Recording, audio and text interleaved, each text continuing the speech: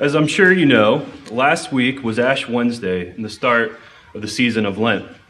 So very briefly, I want to look at the Reformed tradition regarding the church calendar, our practice here at Christ Church, and how to go about differences in these matters. At the time of the Reformation, the inherited church calendar was bloated and a burden, with 40 to 60 holy days a year and dozens of fasting days. The Reformed solution to this problem varied. Some ditched the calendar altogether, while the majority retained what are called the 5 evangelical feast days: Christmas, Good Friday, Easter, Ascension Day, and Pentecost. Both groups used similar criteria for their pastoral decisions regarding what to celebrate.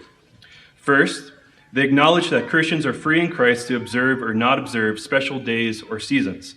As St. Paul wrote, one person esteems one day as better than another, while another esteems all days alike. Each one should be fully convinced in his own mind.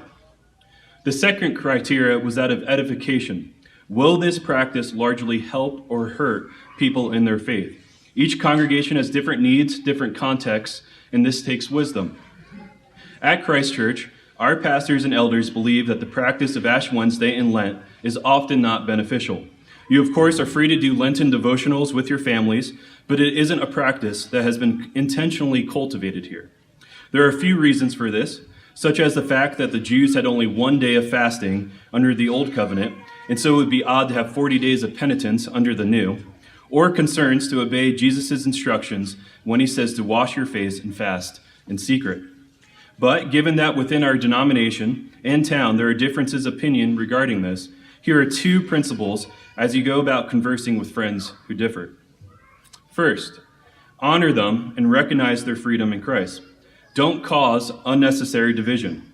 If your brother or sister is doing well in the Lord, not showboating while observing Lent, genuinely thank God for that and ask Him to bless them. Don't clash over days or seasons.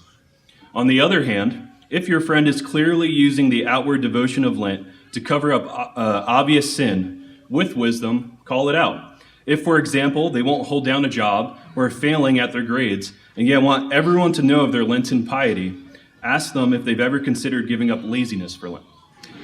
Do it kindly, though. Our sinful hearts love to make up works to do while neglecting the more foundational and simpler works commanded by God.